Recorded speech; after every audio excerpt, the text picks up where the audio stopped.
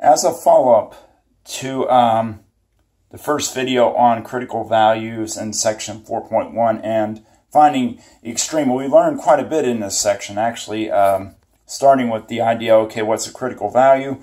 And what we did was we basically took the function, took its derivative, set it equal to 0. Then we talked about performing, well, what is an increasing, decreasing test? And we can set up this table and essentially use the derivative to determine where the function's behavior is increasing or the function's behavior is decreasing. Now what we're going to learn is, again, well, continuation. We actually got to do a max-min problem. We're going to continue finding maximums and minimums of the function. So as you can see here, our function is x cubed plus 3x squared. So what we're going to do is find first the critical values, and I'll do the derivative here. And the derivative would be 3x squared plus 6x. And now we would set that derivative equal to 0. And notice again we have an x squared. Look for that in the derivative. So it's quadratic. I would first try to factor. And this does factor relatively easy. We can just take a 3x out of both terms, which would leave us with just x plus 2. And if we set those equal to 0, we will get that it's 0 and -2 are my critical values. And that's just some algebra. We've kind of been doing this quite a bit, so I went through, I know that a little bit faster. But I'll go back and recap real quick. The derivative was 3x squared plus 6x, and then I just took a 3x out of each term, and then set each factor equal to 0, and those are two simple equations to solve.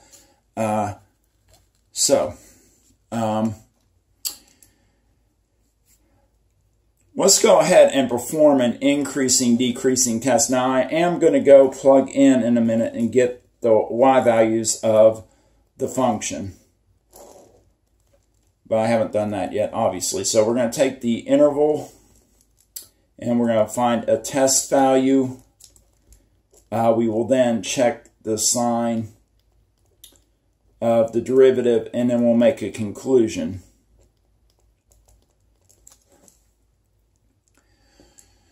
So, we have two critical values. Now notice I put 3 columns in the table. You're wondering probably why did I do that? Because I didn't do that in any of the previous examples. Well, I actually have 3 regions to test because I'm going to have to test.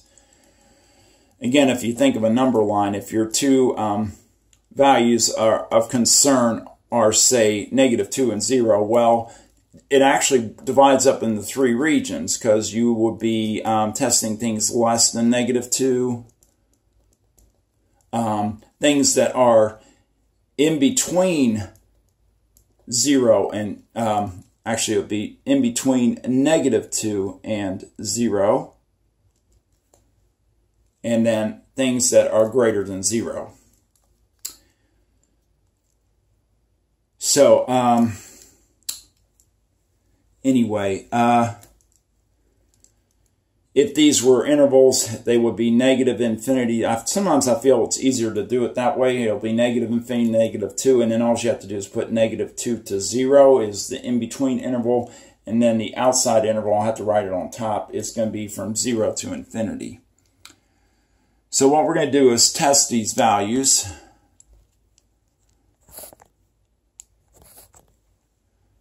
Let me check and see if that lines up. I think we can get that in there. All right.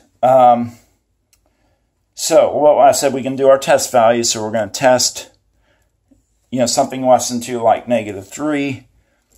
Test something that is greater than, that's in between -2 and 0, like -1, and then something greater than 0, which would be like 1, would be 1. So let's go ahead and plug in the derivatives. I think hopefully I have enough space here. Might slide this over a little bit and then zoom out a little bit. All right, let's try this and see if that works. So we're going to plug in -3 into the, now that's into the derivative And maybe I should, here, let me X that out because that might be kind of confusing. Let me write down the derivative again, which is 3x squared plus 6x. And so we're plugging in -3 into the derivative. And that will give us, let's see here, if we go -3 times -3 squared plus 6 times -3, that's going to be positive 27 minus 18. That actually comes out to positive 9, so it's plus, because you get, remember, -3 squared will be positive 9, times 9 will be 27. Sorry, I'm not putting much work in here, but I just don't have a lot of space. If I plug in -1, we'll go 3 times -1 squared again, which will be positive 1. So that part will be 3 plus 6 times -1 is -6. That would result in -3. If we do 3 minus 6, and then if we plug in 1, that would be 3 times 1, 6 times 1 is 6, those add up to 9. So that'll be positive. And then our conclusions would be the function is increasing, then decreasing, then increasing. Okay, one last thing I have to do is get the y values of the two critical points. And I know I am getting kind of squeezed on space here. But our critical values are 0 and -2. If we actually plug in 0 into the original function, I have a little room here I can write. That's just going to be 0 plus, and then 3 times 0 squared would be 0. And then if we plug in -2, -2 cubed, of course, is -8. And then 3 times -2 squared would actually be 3 times 4, which would be 12. And then -8 plus 12 is going to actually yield 4. So our coordinates of our critical points are, I'm going to write this down just so I have to pull this out for a second. I'm going to write those down. Critical points are at 0, 0, and -2, 4. I just couldn't get my hand in there, so I'll point that out. Critical points are 0, 0, and -2, 4. I'm going to make a little sketch. And here, of course, 0, 0 is there.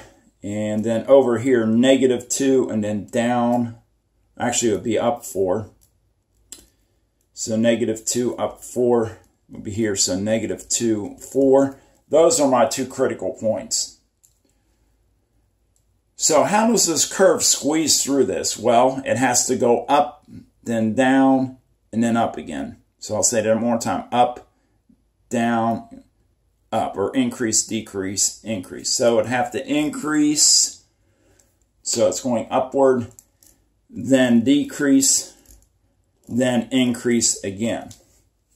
And notice I do get basically a max and a min or peak or valley, but these are local, as you can see. This is not the highest overall point, but it is a peak nonetheless. So it is a local max, and this will be what is a local min. And I'll leave that just for a second. So I'll just did a lot of work here, a lot of work.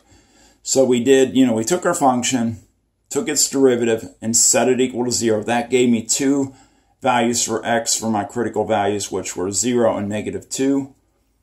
I then did an increasing, decreasing test, and that yielded that when x was -3, we got positive derivatives. When x was -1, we got a negative derivative, so it was decreasing. And then on the other side of 0, 1, we got a positive derivative, so the function was increasing. So our function went increasing, decreasing, increasing, decreasing, increasing. And then when we sketched this out, we discovered that that yielded basically a local max at the point 2, -4, and it yielded a local minimum at 0, 0. I'll stop for a second if you want to copy it. This problem is worked out. It's example 14 in the PowerPoint. No, it's hopefully me going over it helps, but if it's just a little bit hard to read because I did kind of cram it in there, you can pull up your notes. They're on Blackboard, and you can just pull them up, and I basically did identical work to what you see here, so it might be a little bit easier to read. All right, one more example is probably all we have time for, because these take a little bit of, as you can see, they're a little lengthy. Okay, so again, we're going to do a max-min problem, and we're going to start with, this time, the function x cubed plus 2.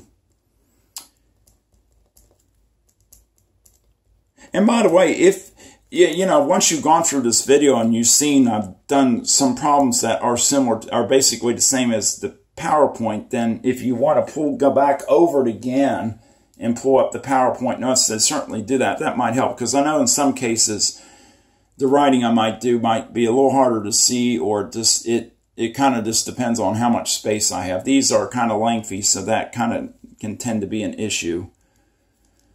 All right, so let me scratch that out. I haven't done the derivative yet, so let's take the derivative. I was rewriting the function, and I put the prime. But the derivative here would actually be 3x squared, because the 2 would drop out. So our derivative is 3x squared. And if we set that equal to 0, we'll get 3x squared is equal to 0.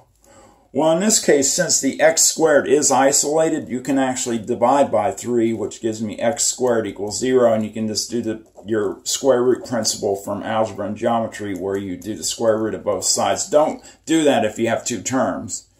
But if you only have 1 term, well, don't do that if you have 2 terms that have x in them. If it's an x squared term and a constant, you can do that. You can do the square root principle, which I just did. If we do the square root of both sides, you get that x is 0. And I'm going to go ahead and find the corresponding y value. So if I go back to the original function, plug in 0, and that would give me 2. So I have a critical point at 0, 2.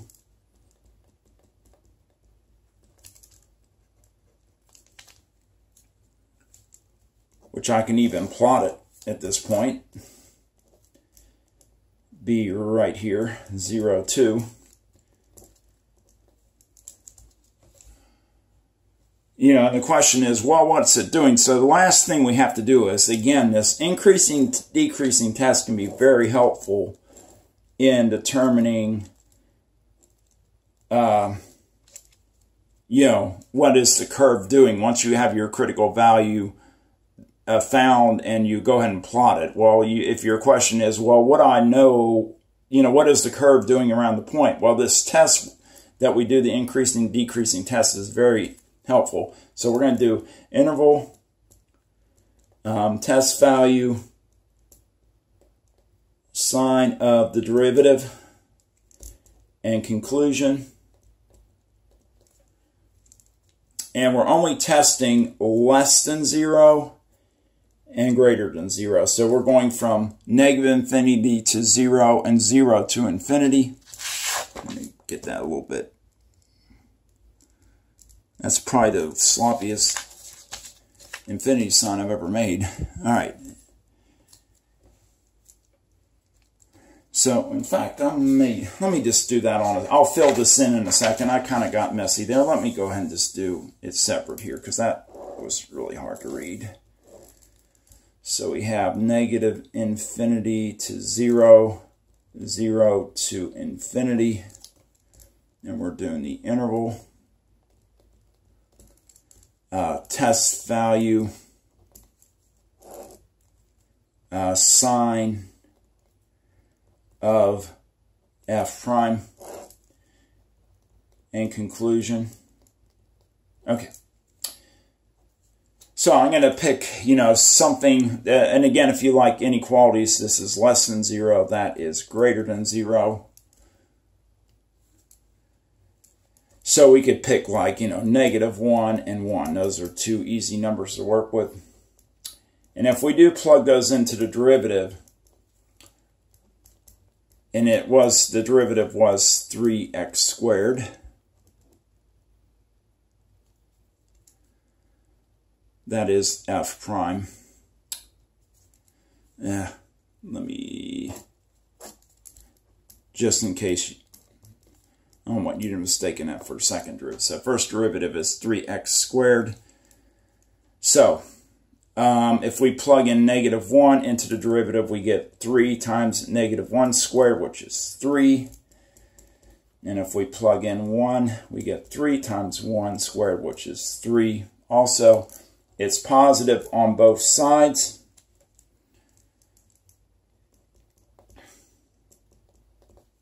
So my function is increasing on both sides. And I'm going to fill that in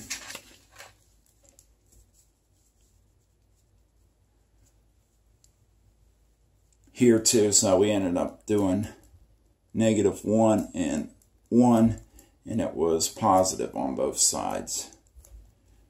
It's just really hard to write in that corner.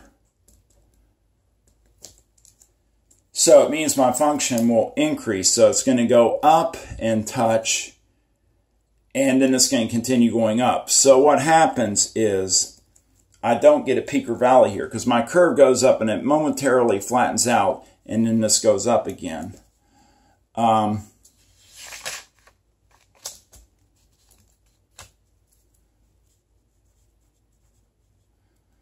So actually this is not an extrema. So we have no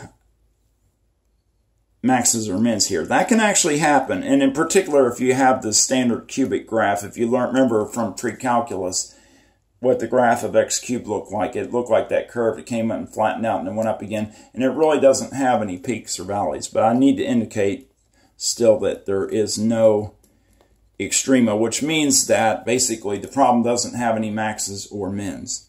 It's kind of like there's places in this area that, you go up a hill and you might flatten out for a second on a hill and then go up again, but you really never go back down. You just go up and you kind of flatten out and then you continue to go up. So the fact that you never go down again gives you just like a little flat place. It's actually not a max or a min. So that concludes these two videos that showed how to find critical values and maxes and mins. Anyway, this is an example of no extrema. The previous example was 2 extrema, and it was a local max and a local minimum.